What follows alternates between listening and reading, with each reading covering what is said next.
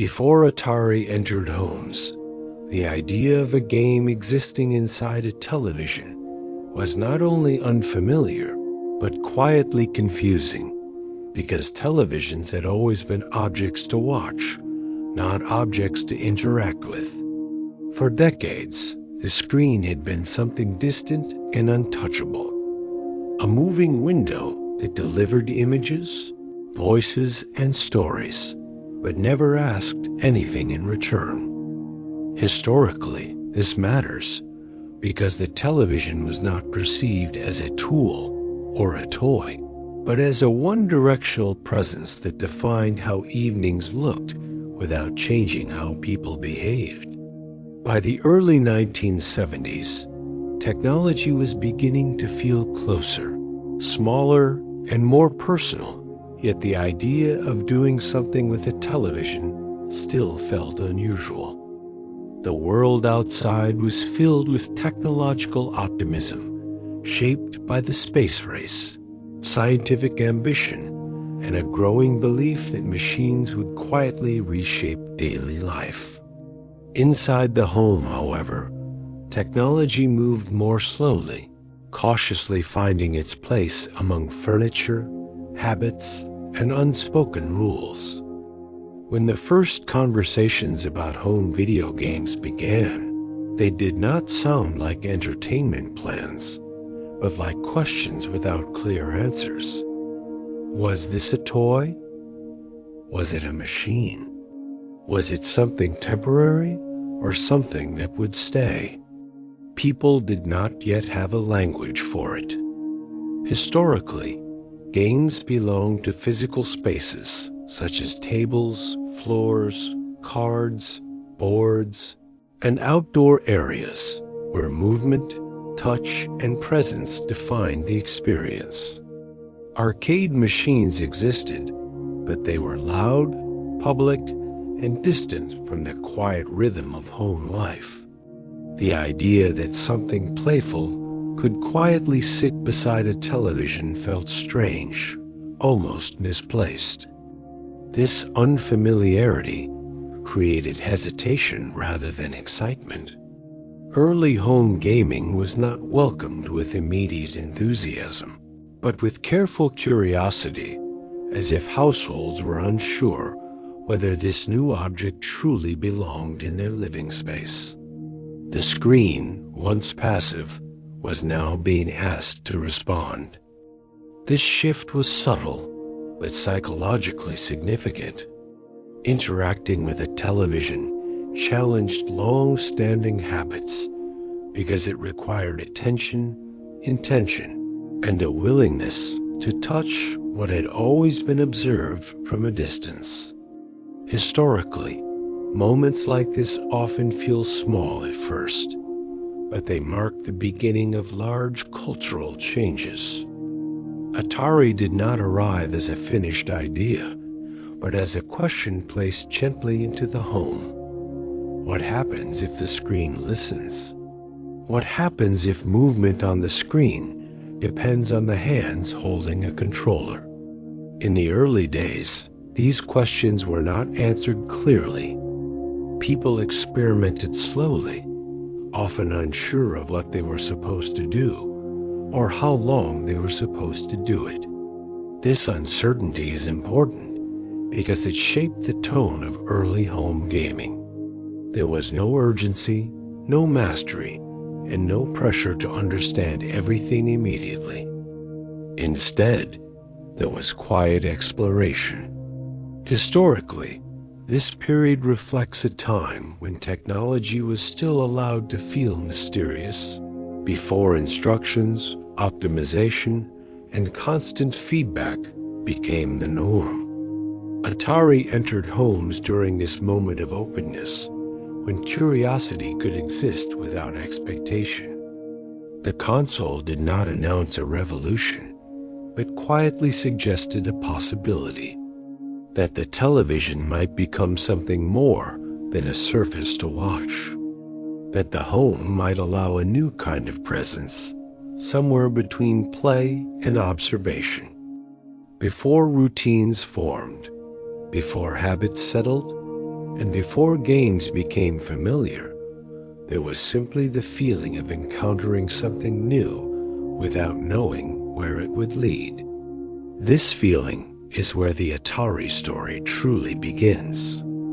The idea of playing at home did not arrive as a clear proposal or a confident invention, but as a quiet suggestion shaped by curiosity, experimentation, and uncertainty. In the early 1970s, technology companies were not yet imagining homes filled with interactive devices, but they were beginning to notice that people were spending more time with screens than ever before. Televisions had become common household objects, trusted and familiar, which made them the most natural surface on which new ideas could gently appear.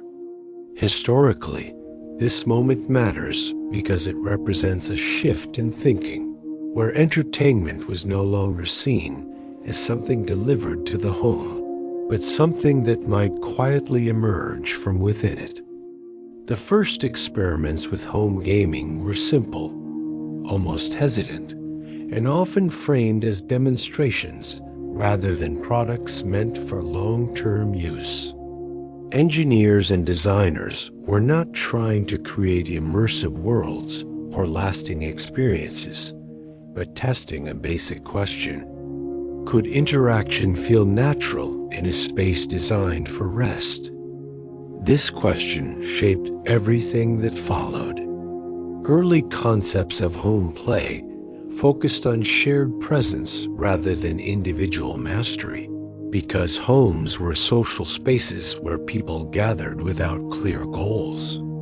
The idea was not to compete intensely or to progress endlessly, but to introduce a moment of movement into an otherwise passive environment. Historically, this approach aligned with how families already spent time together, allowing the screen to become part of the room rather than the center of attention. Playing at home was not defined by skill, identity, or achievement. It was closer to curiosity than commitment. People interacted briefly, sometimes awkwardly, often laughing at the simplicity of what appeared on the screen. This simplicity was not a limitation, but a necessity, because anything more complex would have disrupted the delicate balance of the living room. Early home games needed to feel temporary, light, and easily forgotten. The brain responded well to this because novelty without pressure allows exploration without stress. From a historical perspective, this period sits between two worlds, where public entertainment was loud and competitive, while private life valued calm and predictability. Home gaming needed to borrow just enough energy from public play without importing its noise. This careful balance explains why early concepts avoided strong narratives, demanding rules or long sessions. Instead, play was designed to appear and disappear quietly, leaving the room unchanged once it ended. Another important historical factor was the absence of clear instruction. People were not guided step by step because the experience itself was still being discovered. This lack of guidance encouraged experimentation, where each household developed its own understanding of what playing at home meant. Some treated it as a short distraction, others as a shared moment, and many simply observed without fully engaging. This openness allowed the idea of home gaming to adapt to different rhythms without forcing itself into any single pattern. The first idea of playing at home was therefore flexible, undefined, and intentionally modest. It did not claim importance or permanence. It asked for a moment of attention, not a long-term commitment. Historically, This modesty was crucial because it allowed the concept to enter homes without resistance. New ideas that demand too much too soon often fail. Atari's early approach avoided this by remaining small, quiet, and adaptable. Before consoles became objects of desire, they were experiments placed gently into domestic spaces. They did not replace existing routines, but hovered near them, waiting to see how people would respond. This waiting shaped the future of gaming more than any bold declaration could have. The idea of playing at home survived not because it impressed, but because it did not interrupt. And in that restraint, a foundation was quietly formed.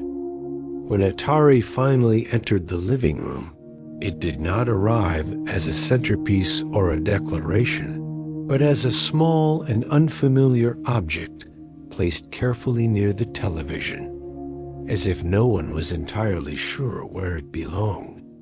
This moment matters historically because it marks the transition from idea to presence, where a concept becomes something physical, something that takes up space, and something that must be acknowledged by everyone in the room. Unlike furniture or appliances, Atari did not immediately explain itself. There were no established rules about how it should be treated, how long it should be used, or whether it deserved a permanent place.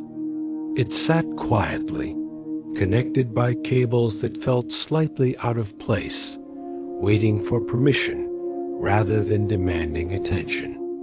In many homes, the first encounter with Atari began with observation rather than action. People looked at it, turned it around, examined its shape, and tried to understand its purpose through touch and proximity rather than instruction. Historically, this behavior reflects how humans respond to unfamiliar technology when it enters private space, approaching it slowly to ensure it does not disrupt existing balance.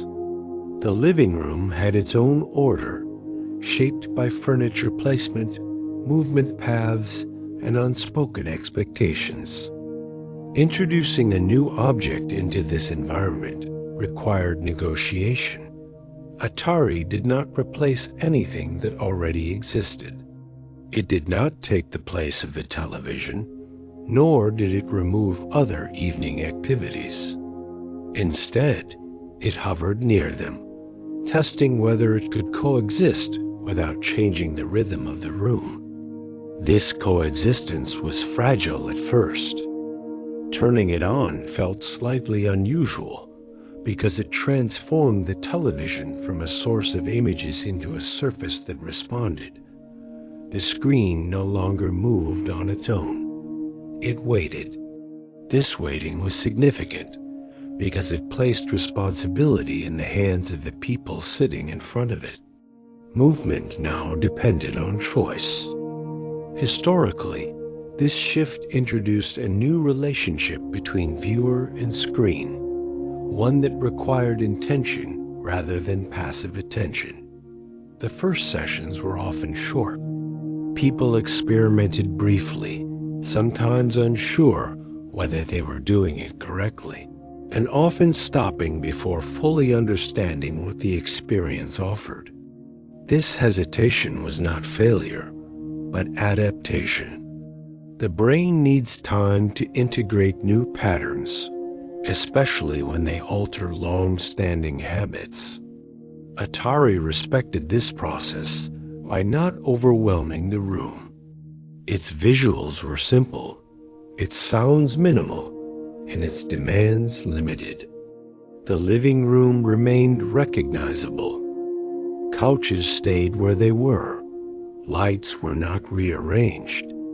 Voices did not rise. Atari entered quietly, leaving everything else intact. Historically, this gentle integration helped the console avoid resistance. Anything that disrupts the sense of home too strongly is often rejected. Atari avoided this by behaving like a guest rather than an intruder. It waited for invitation. Over time, this presence began to feel less strange. The cables became part of the background. The device no longer needed to be explained. It existed. This existence mattered more than excitement because it allowed familiarity to form without pressure. Atari did not demand daily use. It did not insist on progress. It allowed itself to be ignored. This quality helped it settle into the room. From a historical perspective, this moment represents the birth of domestic gaming not as entertainment, but as an object relationship. The console was something people learned to live with before learning how to play. Only after this coexistence became comfortable could routines begin to form. Before that, there was simply the quiet fact of its presence, resting beside the television, waiting. As Atari became a quiet presence in the living room, something subtle but deeply influential began to shape how people experienced play, not through what appeared on the screen, but through what happened just before it. This experience centered around the cartridge, a small physical object that carried far more meaning than its size suggested, because it transformed gaming into a process rather than an instant result. Historically, this moment matters because it introduced preparation into entertainment, turning play into something that required intention, patience, and physical involvement rather than passive reception. Before cartridges, evenings unfolded without effort. Television programs arrived on their own schedule. Radio voices filled the room without invitation, and nothing required hands to participate before images could appear. With Atari, however, the experience began earlier, in the moment when someone reached for a cartridge, held it, and considered which one would quietly shape the next stretch of time. This choice was never rushed because cartridges felt personal, each one associated with previous evenings, remembered movements, and familiar outcomes that lingered in the mind long after the screen had gone dark. People often paused while holding them, not because the decision was difficult, but because the act of choosing itself slowed the room, signaling that something different was about to happen. Historically, this slowing stands in contrast to later technologies that aimed to remove all friction, because early home gaming accepted friction as part of its rhythm. The cartridge had to be aligned carefully, guided into place with attention rather than force, and sometimes removed and adjusted before the system responded. These small actions created moments of silence where nothing happened immediately and the room remained unchanged, allowing anticipation to exist without urgency. This waiting was important because the brain responds differently to experiences that unfold gradually, using the pause to settle rather than prepare for stimulation. In many homes, the ritual became familiar enough to feel comforting, yet never so automatic that it disappeared completely. Hands learned the motion, but the mind still noticed it. Historically, this balance between repetition and awareness mirrors older human rituals, where repeated actions mark transitions without needing explanation.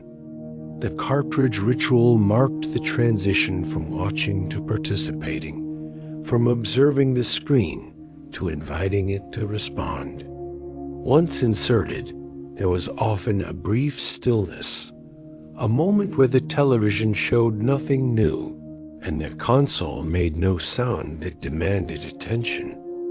This quiet interval allowed the room to remain calm, even as something interactive was about to begin. Unlike later gaming experiences that rushed immediately into motion, Atari allowed this pause to exist naturally, without framing it as delay or inconvenience.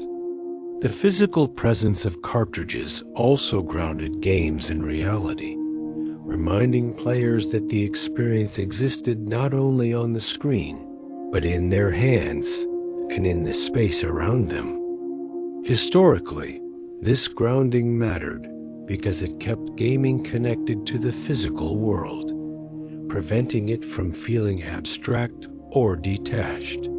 Games were not hidden behind menus or invisible libraries. They were objects that needed to be stored, carried, and returned to their place when the evening ended. This visibility reinforced moderation, because play was always framed by beginnings and endings that could not be ignored. When a cartridge was removed, the experience ended completely, leaving no trace behind except memory. There was no background process, no lingering progress, and no expectation that anything would continue without attention. This finality shaped how people related to play, allowing it to exist fully within a limited span of time rather than stretching endlessly into the night.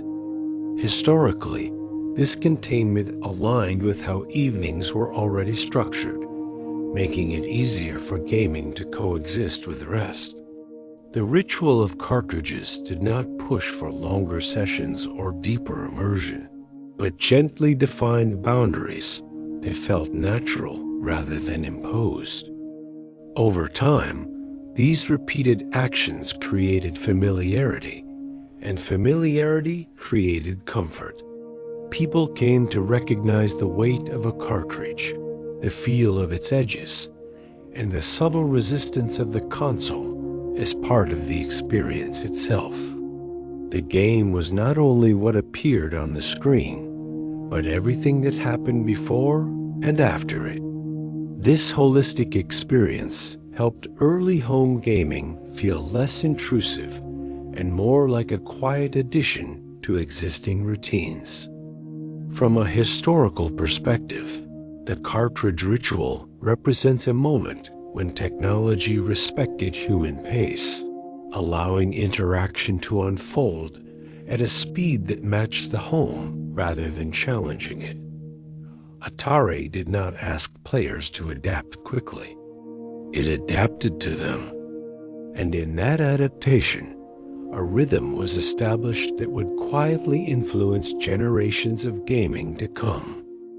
As time passed and Atari remained quietly present in homes, people began to notice that the experience it offered did not grow deeper through complexity, richness, or detail, but through restraint, repetition, and an unusual sense of calm that emerged from how little it asked in return. The worlds that appeared on the screen were small and abstract, built from shapes and movements that felt almost symbolic.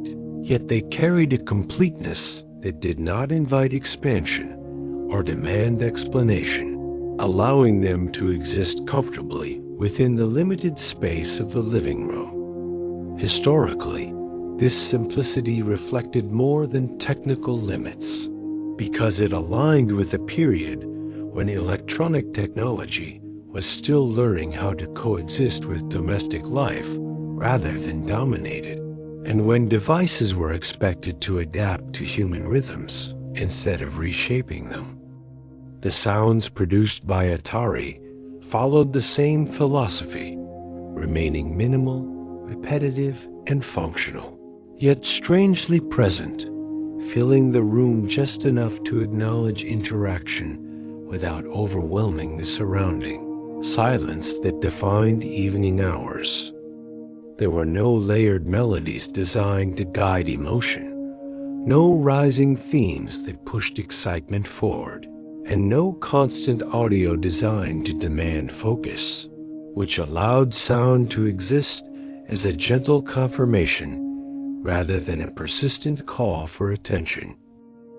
From a psychological perspective, this mattered deeply because the brain processes predictable and limited sensory input as safe, allowing attention to soften rather than sharpen, and enabling play to occur without triggering heightened alertness.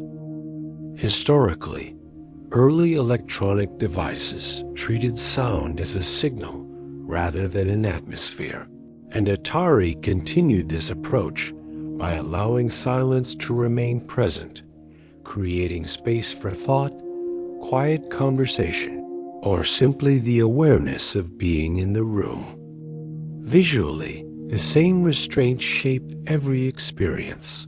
As shapes remained clear, colors stayed limited, and movement unfolded slowly enough to be understood without effort, removing the need for interpretation or rapid reaction. Nothing on the screen attempted to impress through detail or realism, because recognition mattered more than illusion, and understanding mattered more than spectacle. This clarity reduced cognitive strain, as the brain did not need to decode layers of information or search for meaning, but could instead follow patterns, anticipate outcomes, and settle into repetition. Historically, this approach reflected the design logic of the time, when digital interfaces were expected to be readable, approachable, and immediately understandable, rather than immersive or emotionally demanding. Atari's worlds did not attempt to recreate reality in detail, but suggested it through minimal forms, allowing imagination to fill the gaps quietly without instruction or guidance. A moving line could become a paddle, a square could become a character, and a blinking point could represent a goal, all without explanation, because meaning emerged naturally through interaction rather than presentation. This restraint allowed the physical environment to remain dominant, as the screen never competed with the room for attention, but blended into it, remaining present without overpowering the surrounding space. From a historical standpoint, this blending was essential because the home was not designed to absorb constant stimulation, and early digital experiences needed to respect that limitation to be accepted. The repetition within Atari's games further reinforced this sense of calm. As sounds repeated without variation, movements followed consistent paths, and outcomes remained predictable, creating a rhythm that gently anchored attention rather than pulling it forward. Repetition has always played a role in calming the mind, appearing in crafts, rituals, and daily routines throughout human history. And Atari unknowingly joined this lineage by offering experiences that unfolded in familiar cycles. Because nothing escalated, there was no pressure to improve, no fear of missing information, and no urgency to continue beyond a comfortable point, allowing play to exist alongside rest instead of interrupting it. This balance made it possible for people to engage partially, stepping in and out of play without consequence, because the game did not demand continuous presence or progression. Atari waited without judgment, allowing pauses, observation, and even disengagement to feel natural rather than disruptive.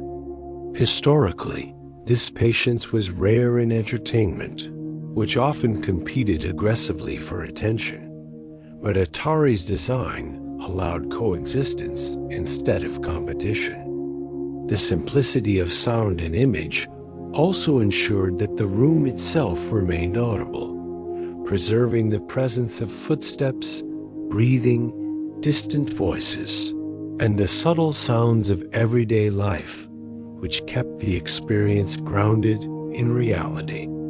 Play did not replace the evening, but layered itself gently on top of it, adding motion without removing stillness and interaction without eliminating rest.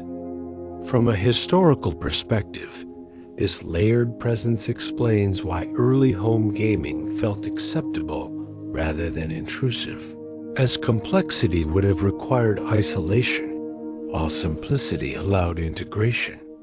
Atari did not pull people inward forcefully, but allowed them to remain where they were, both physically and mentally, offering engagement without escape. Through simple sounds and simple worlds, Atari demonstrated that digital play did not need to be loud to be meaningful, nor complex to be engaging, because sometimes calm interaction is enough to create lasting connection. As Atari continued to exist quietly within homes, something subtle but deeply influential began to take shape over time. Not because anyone planned it deliberately, but because repeated evenings slowly revealed that nothing about these games required speed, urgency, or constant forward movement in order to feel meaningful. Unlike many activities that pushed people toward improvement, efficiency, or measurable progress, Atari's games allowed play to unfold without direction, making it possible to begin without intention and end without conclusion, while still feeling complete within the moment itself. Historically, this was a significant departure from how entertainment was commonly structured, because most experiences of the era either followed strict schedules, demanded attention, or relied on competition to create engagement, all of which introduced pressure and an awareness of time passing. Atari did none of this, and instead offered an experience where time did not need to be managed, counted, or justified, allowing play to exist comfortably within the natural rhythm of the evening rather than competing with it. People sat down without a goal in mind, picked up a controller without expectation, and interacted with the screen in a way that felt closer to curiosity than commitment, because nothing within the game insisted on continuation or improvement. This absence of urgency mattered deeply on a psychological level, because environments that remove time pressure allow the brain to soften its focus, lowering cognitive strain and making it easier to remain present without tension. From a historical perspective, early home gaming appeared at a moment when domestic life was still relatively protected from constant demands, when evenings were understood as time that did not need to be productive, efficient, or optimized in any way. Atari fit naturally into this understanding by offering play that did not interfere with rest, conversation, or stillness, but quietly coexisted alongside them, allowing engagement to rise and fade naturally. Games could be played for a few minutes or for longer stretches without changing their meaning, because nothing accumulated beyond the moment and nothing was lost by stopping, which made the act of leaving the game feel as natural as beginning it. There were no long-term objectives pulling attention forward, no narrative arcs urging completion, and no systems designed to reward endurance over comfort, which allowed players to remain aware of their surroundings, their bodies, and the passage of time. Historically, this awareness mirrors older forms of leisure, such as board games, puzzles, or simple crafts, where activity could be paused, observed, or abandoned without consequence, and where participation did not require full immersion to be valid. Atari unknowingly carried this tradition into the digital space, offering an experience that respected human limits rather than challenging them, and allowing play to exist without demanding absorption. The lack of rush also shaped how people interacted with one another around the console, as turns were taken naturally. Pauses were accepted without explanation, and watching became as meaningful as playing, since progress did not depend on uninterrupted control. This shared pace reduced tension and created an atmosphere where presence mattered more than performance, making play feel inclusive rather than competitive, and allowing everyone in the room to participate at their own comfort level. From a psychological standpoint, environments that allow flexible engagement are inherently calming because they give individuals control over how deeply they involve themselves, reducing stress and supporting relaxation. Atari's games did not insist on mastery or improvement, which allowed people of all ages to approach them casually, without fear of inadequacy or the pressure to perform well. Historically, this accessibility played a crucial role in the quiet spread of home gaming because it required no specialized knowledge, training, or long-term commitment, making it easy to try and easy to leave. Time itself behaved differently during these moments of play, as minutes passed without being measured and sessions ended when attention naturally faded rather than when a condition was met, aligning with how the body prepares for rest by gradually releasing focus. Atari did not interrupt this process, but allowed it to unfold gently, supporting the natural transition from activity to stillness rather than disrupting it. From a historical perspective, this gentle relationship with time stands in contrast to later developments in digital entertainment, where speed, progression, and constant engagement became central goals. In its early form, home gaming existed without these pressures, offering an experience that blended seamlessly into the evening rather than reshaping it. The console did not track progress across days, did not reward extended sessions, and did not create obligations that lingered beyond the moment of play, which prevented enjoyment from turning into responsibility. Play remained optional, light, and self-contained, preserving the ease that defined early Atari experiences. The brain responded positively to this freedom because autonomy over time reduces stress and supports comfort, allowing engagement to feel safe rather than demanding. Historically, leisure that respects personal pace has always been associated with well-being, and Atari embodied this principle not through intention, but through the natural outcome of its design and context. Playing without rush was never announced as a feature, but emerged quietly as people discovered that nothing within these games needed to be hurried, optimized, or completed in order to feel whole. Nothing pulled attention forward, nothing punished stopping, and nothing waited impatiently beyond the present moment, allowing gaming to feel compatible with rest rather than opposed to it. In this way, Atari demonstrated that digital play could exist without urgency, offering an experience that felt complete without being consuming and present without being demanding. As Atari settled fully into the home, its presence began to shape not only how people played, but how they gathered, how they positioned themselves in the room, and how evenings quietly unfolded around a shared screen. Unlike later gaming systems that encouraged isolated focus, Atari naturally drew people together, often not toward the television stand or the couch, but toward the floor, where proximity replaced hierarchy and participation felt informal rather than structured.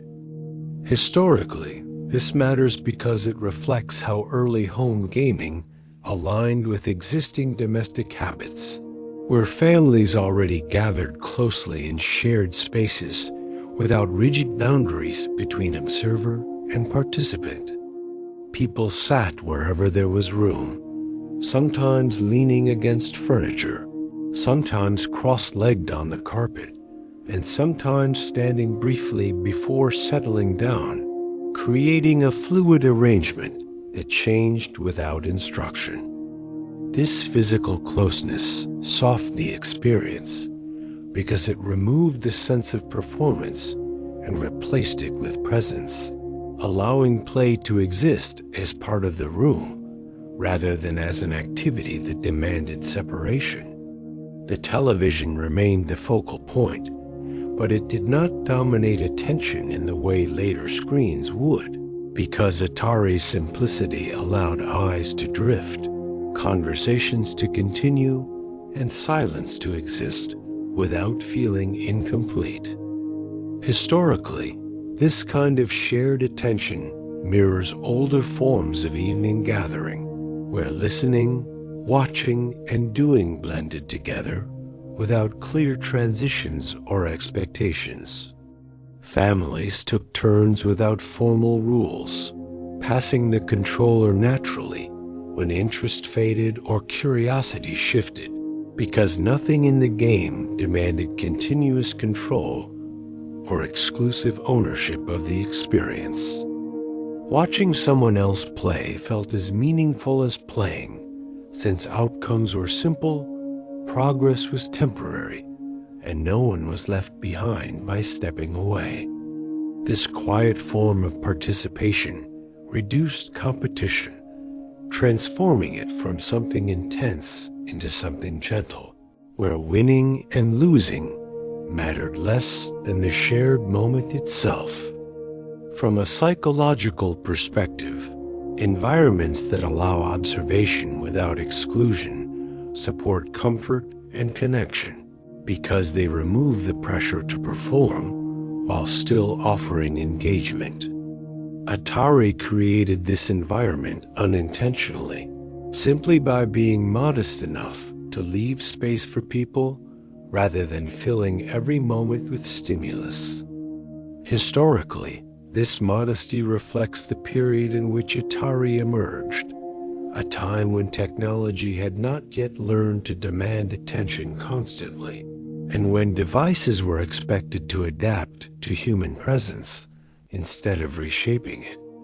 Evenings with Atari often blended seamlessly into other activities, such as talking, listening to background sounds, or simply sitting together without speaking, because the game did not interrupt these rhythms, but moved alongside them.